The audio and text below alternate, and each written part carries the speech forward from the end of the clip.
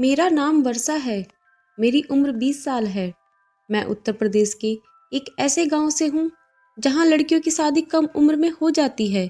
शादी को लेकर मेरे मन में बहुत डर रहता था, क्योंकि मैंने ससुराल के बारे में बहुत सारी अफवाहें सुन रखी थी।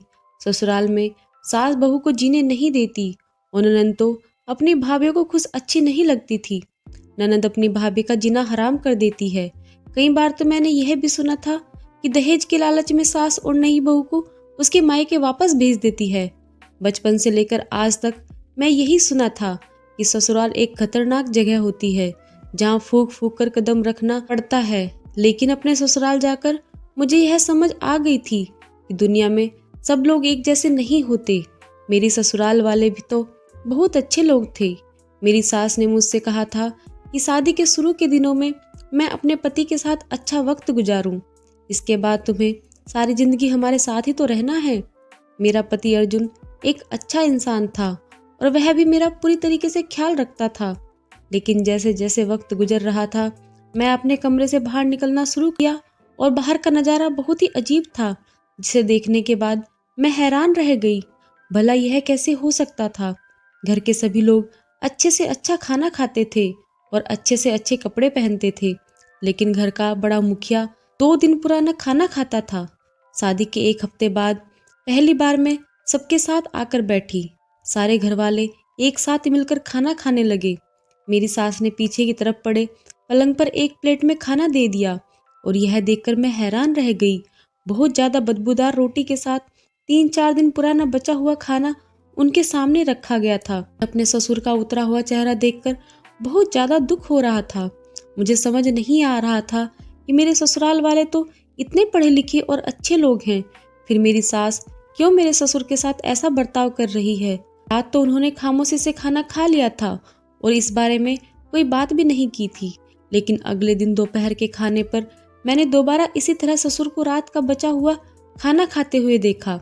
मैं हैरान रह गई कि बाकी सब तो ताज़ा खाना खा रहे थे, फिर सारा बचा हुआ खाना मेरे ससुर को क्यों दिया जाता था? शायद मेरे ससुर को बदबूदार खाना पसंद था, लेकिन जब मैं उनके चेहरे की तरफ देखती तो मुझे पता चला कि वह तो बहुत मजबूर हैं और मुश्किल से यह खाना खा रहे हैं। मैंने एक नज़र घर के बाकी सभी लोगों पर डाली, जिसमें मेरी 2 नंदे और एक देवर शामिल था और मेरी सास भी वहीं पर बैठी थी।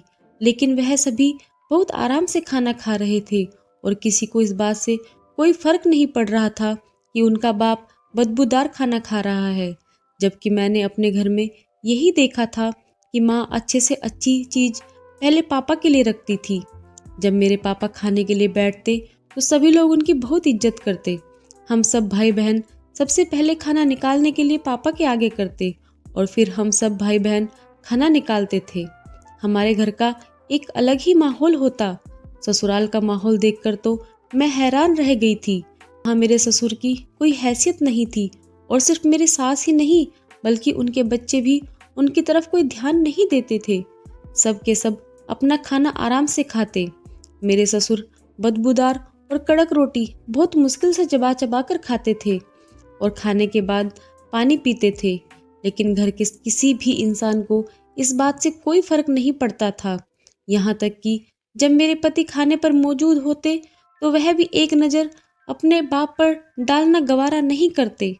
शुरू में तो 10-15 दिन मैंने खामोशी से यही माहौल देखती रही, क्योंकि मेरी इतनी हिम्मत नहीं थी कि मैं इस बारे में घर में किसी से कोई सवाल कर सकूं। लेकिन कुछ दिनों के बाद ही जब मैं घर के माहौल में पूरी तरह ढल गई, सब लोगों से मेरी बातचीत अच्छी होने लगी, तो मैंने अपने पति से इस बारे में बात की कि यह कोई तरीका है क्या, आपके पिताजी इतना बदबूदार खाना खाएं और आप उनके सामने बैठकर ताज़ा और गरम गरम खाना खाएं।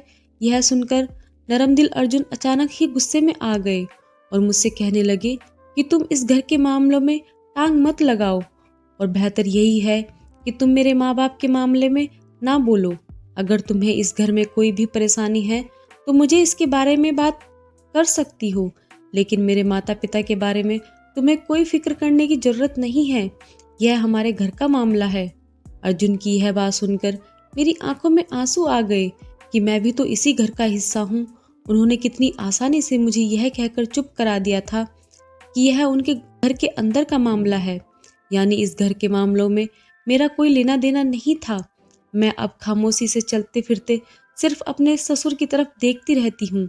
मेरा दिल यह देख देख कर अजीब सी उदासी का शिकार होता रहता है कि मेरे मासूम ससुर जो किसी से एक शब्द भी नहीं कहते और सारा दिन खामोशी से पलंग पर बैठे रहते थे, उन्हें किसी भी वक्त के खाने में सिर्फ और सिर्फ बासी खाना ही दिया जाता। उसके पास पहनने के लिए सिर्फ 2 जोड़ी कपड़े भी नहीं थे, क्योंकि मैं जब इस घर में आई थी मैंने उन्हें 2 जोड़ी कपड़ों में देखा था, जबकि इस घर में रुपये पैसे की कोई कमी नहीं थी। मैंने सोच लिया था कि अब मैं खामोश नहीं रहूंगी और अपनी ननद से इस बारे में बात करूंगी। बेटियां तो अपने पिता की लाडली होती है और बेटियों को सबसे ज्यादा मोहब्बत अपने पिता से ही होती है। उनके पिता के साथ उनकी माँ का बर्ताव इस हद तक खराब था, घर का बड़ा होने के बावजूद भी उन्हें खाना भी खाने को नहीं दिया जाता था। लेकिन कहीं ना कहीं यह बात भी मुझे हैरान करती है कि मेरी सास का बर्ताव तो मेरे साथ बहुत ही अच्छा था, जबकि मैं उनकी बहू थी। वह मुझे से अच्छा खाना हो या फल हो, सबसे पहले मुझसे पूछती थी, फिर अपने पति के साथ इस तरह से वह कैसे बर्ताव करती थी। हर बात पर वह मेरे ससुर को झड़क देती थी और बहुत बुरा भला भी कहती थी। उनको बदबूदार खाना देती और पहनने के लिए भी ससुर के पास एक ढंग का जोड़ा तक नहीं था। और फिर सबसे ज़्यादा हैरत इस बात पर हुई कि जब मेरी ननद का रिश्ता आया तो मेरी सास ने मेरे ससुर को घर से बाहर भेज दिया। यहाँ तक कि रिश्ते वाले आकर चले भी गए थे। मेरी ननद का रिश्ता भी पूरी तरीके से पक्का हो गया था, लेकिन मेरी सास ने उन लोगों से बिल्कुल भी मेरे ससुर को मिलने नहीं दिया था। मैंने बातों बातों में एक बार अपनी सास से कहा कि रूही के ससुराल वाले अभी तक पिताजी से नहीं मिले हैं। यह सुनकर मेरी सास ने बहुत अजीब नज़रों से मुझे देखा और कहने लगी कि रूही का रिश्ता हो गया है और उसकी शादी होने वाली है। शादी वाले दिन तुम्हारे ससुर जी उन लोगों को देख ही लेंगे। यह सुन के मुझे बहुत हैरानी हुई थी कि लड़की का पिता शादी वाले दिन ही अपने होने वाले दामाद को देखेगा। रूही की शादी की तैयारियां शुरू हो चुकी थी, लेकिन मेरे ससुर के साथ सबका व्यवहार वैसा ही था। मैंने रूही से भी कहा कि पिताजी के साथ ऐसा सलूक क्यों होता है और तुम लोग कुछ क्यों नहीं कहते। यह सब सुनकर रूही ने मुझे वही जवाब दिया जो मेरे पति ने दिया था। यह माँ और पिताजी के आपस का मामला है। बेहतर यही है कि भाभी आप इससे दूर रहें, आपके लिए यही बेहतर होगा। अगर माँ को पता चला कि आप इस मामले में घुस रही हैं तो हो सकता है कि उनका रवैया आपके साथ भी खराब हो जाए। रूही की बात सुनकर मैं एकदम खामोश हो गई। रूही सच में ठीक कह रही थी। अगर माँ मुझे ही अपना दुश्मन मान लेती है तो हो सकता है कि वह मेरे साथ ससुर जी के जैसा सलूक करती, क्योंकि ससुर जी तो उनके पति थे, फिर भी वह उन्हें बिल्कुल नहीं छोड़ती थी। फिर मैं तो उनकी बहू थी। दोपहर के खाने के बाद मेरी सास को अचानक से बाजार जाना पड़ा, रूही की शादी की तैयारियों की वजह से। सासू माँ के हर रोज ही बाजार के चक्कर लग रहे थे। जब मैंने देखा कि घर में मेरे और ससुर जी के अलावा कोई नहीं है तो मैं खामोशी से सारा बचा हुआ खाना छत पर डाल दिया ताकि बदबूदार खाना बचे ही ना और मेरे ससुर जी को यह खाना ना खाना पड़े। लेकिन मैं यह नहीं जानती थी कि यह मेरी सबसे बड़ी गलती होगी और इसका खामियाजा मेरे ससुर जी को ही भुगतना पड़ेगा। बासी खाना छत पर डालने के बाद मेरा दिल आराम से हो गया और मैंने सारे बर्तन धोकर किचन में रख दिए थे और किचन साफ कर दिया था और रात का खाना पकाने में लग गई थी। मेरी सास रूही और मेरी छोटी ननद को लेकर बाजार गई हुई थी। मैंने उनके आने से पहले ही रात का खाना भी बना लिया और घर भी साफ सुथरा कर दिया। मुझे पता था कि आज मेरे ससुर को वही खाना मिलेगा जो घर में सबके लिए पका है, क्योंकि अब तो खराब खाना देने के लिए कुछ बचा ही नहीं था। लेकिन रात को खाने के वक्त मेरी आंखें हैरत से फैल गई जब मैंने अपनी सास को अपने ससुर को खाना देते हुए देखा। ससुर जी के साथ ऐसा सलूक देखकर मेरे हलक से एक निवाला भी नहीं उतरा और मैं खामोशी से उठकर अपने कमरे में चली गई थी।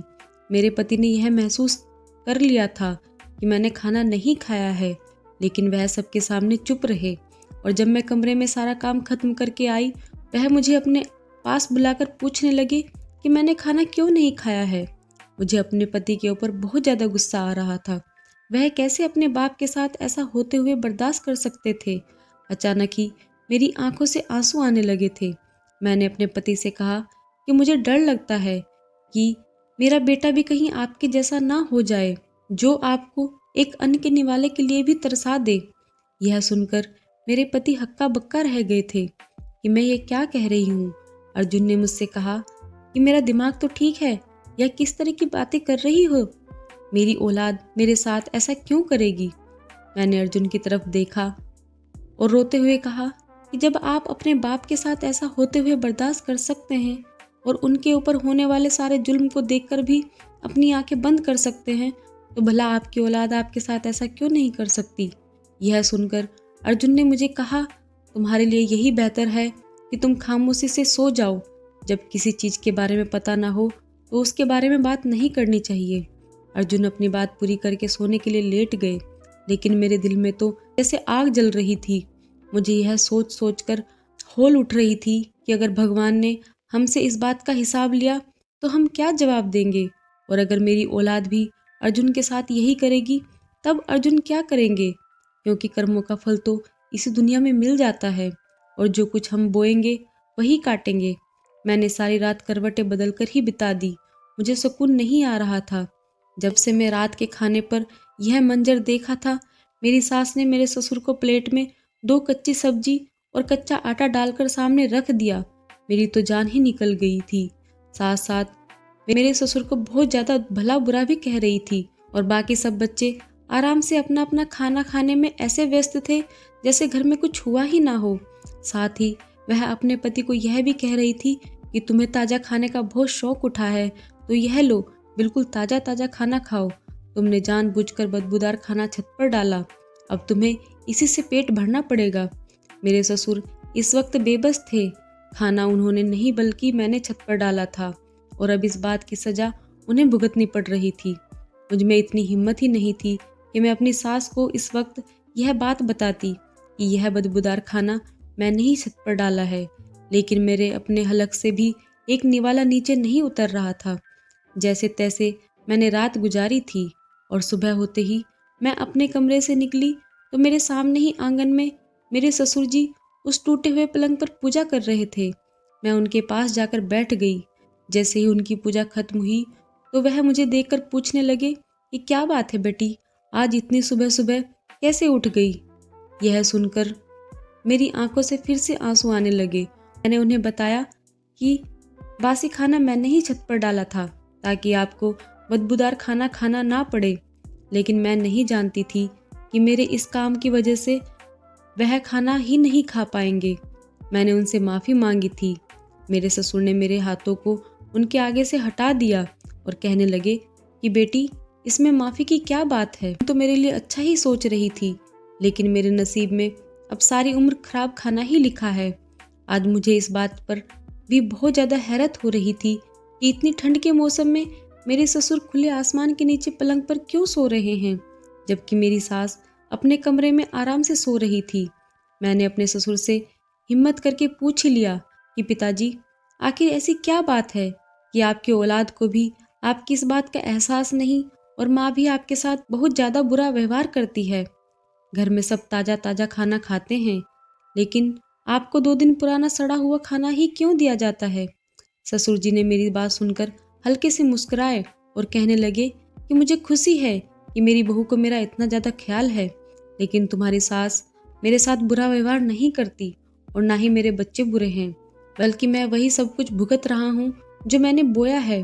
अपने ससुर की बात सुनकर मैं हैरान रह गई कि इतना सब कुछ हो जाने के बाद भी उन्हें अपनी पत्नी और बच्चों से कोई शिकायत नहीं थी, जबकि उनकी हालत देखकर तो मेरा अपना दिल जलता था। ठंड बहुत ज़्यादा हो रही थी और अभी तक कोई अपने कमरे से नहीं निकला था। मैं शॉल लपेटे अपने ससुर के पास ही बैठी थी जब वह आहिस्ता आहिस्ता मुझे सब कुछ बताने लगे, जिसे जानकर मेरे रोंगटे खड़े हो गए। मेरे ससुर ने मुझे बताया कि जब उनकी मेरी सास से शादी हुई तो उन दोनों की उम्र में बहुत ज़्यादा फर्क था। मेरी सास एक 16 साल की उम्र की लड़की थी, जबकि मेरे ससुर 32 साल के थे। मेरे ससुर बताने लगे कि उनकी माँ ने जानबूझकर उनकी शादी बहुत ज़्यादा देर से करवाई, क्योंकि वह घर में अकेले कमाने वाले थे और 6 बहनों के एक भाई थे। उनकी माँ ने पहले उनकी कमाई से पूरा घर बनाया और अपनी बेटियों के रिश्ते तय किए। उसके बाद ही उनकी शादी मेरी सास से करवाई। मेरी ससुर की माँ ने जानबूझकर एक कम उम्र की लड़की से उनकी शादी कराई ताकि वह उसे दबाकर रख सके। मेरे ससुर ने बताया कि जब मेरी सास शादी होकर उनके घर आई थी तो वह पहले ही दिन से अपनी सास की नौकरानी बन गई थी कि सास उन्हें खाना खाने तक नहीं देती थी। सारा खाना अपनी बेटियों के घर भिजवा दिया करती थी और मेरी सास के हिस्से में हमेशा बचा और सड़ा हुआ खाना ही आता था। लेकिन मेरी सास ने कभी उफ तक नहीं किया और मेरे ससुर यह सारे जुल्म देखकर भी अपनी माँ के खातिर खामोश रहे। मेरी सास सिर्फ 17 साल की थी जब उनके घर अर्जुन पैदा हुए। पेट भर के खाना न मिलने की वजह से मेरी सास की हालत बहुत ज़्यादा खराब रहने लगी थी, लेकिन उसके बावजूद भी घर की सारी जिम्मेदारी उनके सर पर थी। मेरे ससुर की सारी बहनें आकर उन्हें बहुत ज़्यादा परेशान करती। मेरे ससुर की बहुत अच्छी सरकारी नौकरी थी, लेकिन इसके बाद भी वह अपनी बीवी को एक वक्त का अच्छा खाना भी नहीं दिला सकते थे, जबकि उनकी बहनें जब रहने के लिए आती तो उनके लिए अच्छे अच्छे पकवान बनते थे और मेरी सास सारा समय किचन में ही काम करती रहती थी और आखिर में उनके लिए खाना खाने के लिए एक निवाला भी नहीं बचता था। इतना सब कुछ होने के बाद भी मेरी सास कभी मेरे ससुर से कोई शिकायत नहीं करती थी, लेकिन अर्जुन के साथ पैदा होने वाला उनका जुड़वा भाई खराब सेहत की वजह से पैदाइशी मुर्दा हुआ, जिसकी वजह से मेरी सास की हालत बहुत ज़्यादा खराब हो गई और वह पूरे तरीके से बिस्तर पर पड़ गई। जब तक वह काम करने के काबिल थी लोगों ने उन्हें पूरी तरह इस्तेमाल किया, लेकिन जब वह काम करने के काबिल नहीं रही तो अर्जुन की दादी ने मेरी सास को एक कमरे में डालकर छोड़ दिया और उन्हें खाना भी नहीं दिया जाता था। मेरे ससुर की 6 बहनें मेरे ससुर की कमाई पर ऐश कर रही थी, जबकि उनकी पत्नी दिन भर भूखी रहती थी। दिन ब दिन मेरी सास बीमार होती चली गई। इस शहर में उनका कोई भी नहीं था क्योंकि वह दूसरे शहर से शादी करके आई थी। उनके माँ बाप ने भी पलटकर अपनी बेटी को नहीं पूछा था। इसके बाद मेरी सास ने 2 और बेटियों को जन्म दिया। उनकी हालत पहले से भी और ज़्यादा खराब हो गई। एक दिन अर्जुन की दादी ने मेरी सास पर झूठे इल्ज़ाम लगाए और मेरे ससुर को मजबूर कर दिया कि वह अर्जुन की माँ को तलाक दे दे। इस तरह उन्होंने मजबूर होकर अर्जुन की माँ मतलब मेरी सास को तलाक दे दी। अपने ससुर की यह बात सुनकर तो मेरे रोंगटे खड़े हो गए कि मेरी सास ससुर पति पत्नी नहीं रहे। यह बात तो मेरे लिए किसी बड़े झटके से कम नहीं थी। अपने पति से तलाक लेने के बाद भी मेरी सास को मजबूरन इसी घर में रहना पड़ा। वह पहले नौकरानी जैसी जिंदगी गुजार रही थी, अब तो उनकी हैसियत मिट्टी के बराबर भी नहीं रही थी। उन्होंने बहुत बुरे हालातों में अपनी जिंदगी की शुरुआत की और फिर देखते ही देखते कुछ सालों में मेरे ससुर की माँ की मौत हो गई। मेरे ससुर रिटायर हो गए तो उनकी बहनें भी सब अपनी अपनी ज़िंदगी में मग्न हो गई, क्योंकि अब उनके भाई के पास पैसा नहीं था जिस पर वह ऐश कर सके। इतने सालों में अर्जुन काफ़ी बड़ा हो गया था। उसने अपनी माँ पर होने वाले सारे जुल्मों को अपनी आंखों से देखा था। मेरे ससुर के रिटायर होने के बाद अर्जुन ने नौकरी शुरू कर दी और यह छोटी मोटी नौकरियां करके उसने अपनी पढ़ाई के साथ साथ घर के खर्चों को भी चलाना शुरू कर दिया। धीरे धीरे अर्जुन और उसकी माँ का पलड़ा भारी हो गया और मेरी हैसियत वही हो गई जो अर्जुन की माँ की थी। वक्त का पहिया बहुत तेजी से बदलता चला गया था और हालात पूरी तरीके से बदल गए थे। अब मैं मजबूर हो चुका था कि मैं अर्जुन की माँ के रहमो करम पर पड़ा रहता। मुझे पूछने वाला अब कोई नहीं था। हम दोनों की तलाक हो चुकी थी, लेकिन उसके बावजूद भी अर्जुन की माँ इसी घर में थी। वह पहले इसके लिए मजबूर थी और इस घर में रहती थी और अब यह मेरी मजबूरी बन चुकी थी कि मैं उसे इस घर से जाने नहीं दे सकता था, क्योंकि अगर वह चली जाती तो मैं अकेला रह जाता और इस बड़े से घर में अकेले रहकर मैं क्या करता। मेरी तो उम्र भी बहुत हो चुकी थी। मेरे बच्चे मुझसे नफरत करने लगे थे और अर्जुन की माँ के दिल में भी मेरे लिए अब कोई हमदर्दी नहीं थी, क्योंकि मैंने शादी के जितने साल भी उसके साथ गुजारे उस पर कुछ रहम नहीं किया, बल्कि हम अपनी माँ का साथ ही दिया। और मैं अपनी बहनों से बहुत मोहब्बत करता था और मैं अर्जुन की माँ पर हमेशा अपनी बहनों को ही जरूरी समझा। मैंने अपनी बहनों को ही सारा पैसा दिया। वह सब की सब मुझे छोड़कर चली गई। उस वक्त मुझे एहसास हुआ कि पति पत्नी एक दूसरे के लिए कितने जरूरी हैं। अगर मैं अपनी पत्नी को उसका सही हक दे देता जिसके वह हकदार थी, तो मैं भी अपने असल मुकाम पर होता। मेरे बच्चे भी मुझसे मोहब्बत करते, मेरी इज्जत करते। मेरी पत्नी मुझे अपने सर का ताज बनाकर रखती, लेकिन मैंने खुद ही अपने हाथों से हर रिश्ते को बर्बाद किया। अपनी आंखों के सामने सब कुछ गलत होते हुए देखा, कभी रोकने की कोशिश नहीं की, जिसका नतीजा मैं आज तक भुगत रहा हूँ। इसमें अर्जुन की कोई गलती नहीं है। उसने सारी जिंदगी एक एक निवाले के लिए गुजारी है और आज वह मुझे भी वही तकलीफ दे रहे हैं जिससे वह गुजर कर यहाँ तक पहुंची है, और मैं भी यही सोचकर तकलीफ बर्दाश्त कर रहा हूँ कि हो सकता है इसी तरह मेरी माफ़ी इसी दुनिया में हो जाए। मैं अपनी पत्नी के साथ कैसे इतना बुरा बर्ताव किया।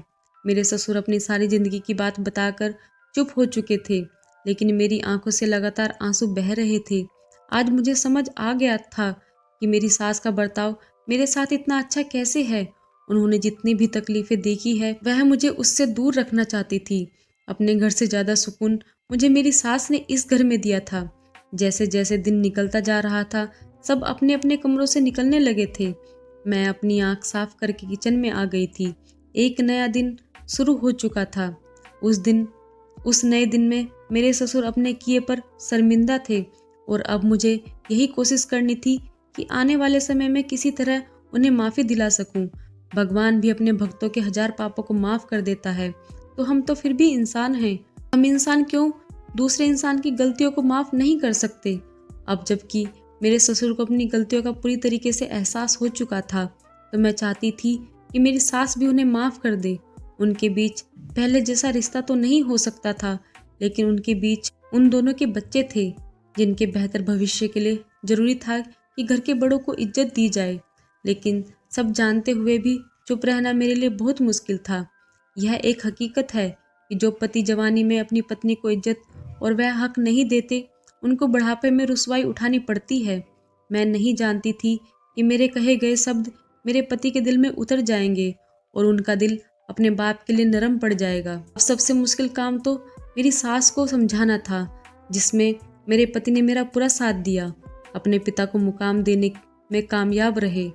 आप ख्याल में क्या सच्चाई जानकर मैंने ससुर को उनका असल मुकाम दिलाकर सही किया, या मुझे ससुर जी को उनके हाल पर छोड़ देना चाहिए था, क्योंकि उन्हीं की वजह से एक नहीं बल्कि कई जिंदगियां दिमागी परेशानी का शिकार हुई थी।